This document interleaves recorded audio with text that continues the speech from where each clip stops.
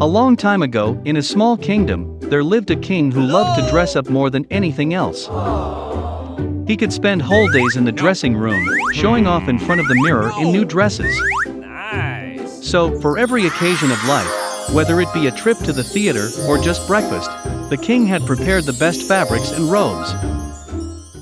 And then one day two swindlers arrived in the kingdom. On the streets of the capital, they heard about a king who loves to dress up. And then a cunning plan ripened in the heads of the deceivers. They decided to pass themselves off as weavers capable of making a wonderful fabric, better than which nothing could be imagined. And so that the king would definitely pay attention to them, the scammers spread a rumor that their fabric had magical properties. It is completely invisible to those who are impenetrably stupid. When the monarch heard about the incredible weavers who appeared in his kingdom, he was very happy. After all, at last he had the opportunity to understand which of the royal advisors and subjects is stupid. The next day, the king summoned the weavers, showered them with gold and ordered him to sew the best dress from magic fabrics and gold threads. Then the deceivers took all the valuable materials, took the gold and set to work. They sat down at the empty royal machines and began to pretend that they were sewing a magic dress for the king. The rumor about the outlandish fabric spread throughout the kingdom, and everyone wanted to see it. The king himself was no exception. He really wanted to take a look at the dress, but he was afraid that he would be stupid and simply would not see the fabric.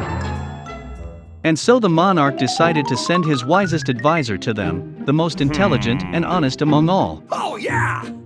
When the old advisor came to the workshop, he saw how the deceivers were working behind empty machines. They lifted up a non-existent dress, straightened invisible folds, and installed fake designs. Then the counselor, frightened that he would seem a fool, pretended to see the dress too. Returning to the kingdom, the old man did not find the strength to admit that he had not seen anything. Therefore, he reported to the king that the fabric was magnificent. The minister followed the advisor to the weavers. He looked at the empty machines in the same way, and was afraid that he was actually stupid and unworthy of his place. Oh no! So the minister went back to the king and praised the fabric even more than the counselor did. Nice! Finally, the king decided to admire the curiosity himself, until it was removed from the machine. He came to the weavers with a whole retinue of courtiers. But neither the monarch nor the advisors saw the dress. Nice! However, each of them began to admire the outfit, imagining that everyone else was actually seeing the fabric. Satisfied with the result, the king awarded the cunning Knight's Cross and granted them the title of court weavers. And then the day came when you could put on a new outfit. The rogue weavers volunteered to assemble the king themselves. They dressed the ruler in non-existent trousers, then a camisole, and an invisible kaftan. And all the nobility who watched the process only said how beautiful the costume was, and how it went to the king. Finally the monarch went out into the street. The subjects had already gathered around, hoping to see the magnificent attire of the king. However, none of those who came did not admit that they saw nothing. When suddenly a little boy appeared from the crowd and exclaimed that the king was naked. The crowd picked up these words, and everyone around began to laugh at the ruler. The monarch realized that he had been deceived, but continued his march, as befits a king. And his retinue still supported the mantle, which in fact did not exist. A long time ago, a poor girl, Karen, lived with her mother in a distant village. In the summer she had to walk barefoot, and in the winter in rough wooden shoes, which rubbed her feet terribly. And then one day the old lady shoemaker sewed Karen's shoes from scraps of red cloth. Wow! She brought the girl a gift exactly on the day Karen's mother went to heaven. And the poor girl had no choice but to put on new shoes for the funeral. Although red shoes were not at all suitable for mourning, Karen had no others. At this time, a large old carriage was passing through the village, and in it was an important lady.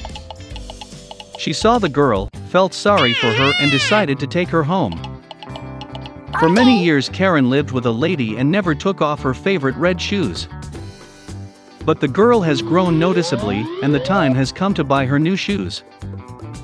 So, the lady took Karen to the store. The lady was already old, and therefore could not see the correct pair of shoes. Then she asked Karen to choose the most modest black shoes to wear to church. But in the shop window there were bright red shoes. They were exactly like the ones that the shoemaker had once made for Karen. And so the girl told the lady that she had chosen the simplest shoes, and the mistress gladly paid for them. Sunday came, and the old lady ordered Karen to get ready for church. The mistress told the girl to dress modestly and restrainedly. But Karen so wanted to put on new shoes that she could not resist, and went to church in red shoes. And all the people in the service every now and then looked at Karen's feet. After dinner, the lady learned from the people that Karen had come in red shoes. The lady could not stand the shame and decided to go home early. But an old soldier was waiting for them at the church gate.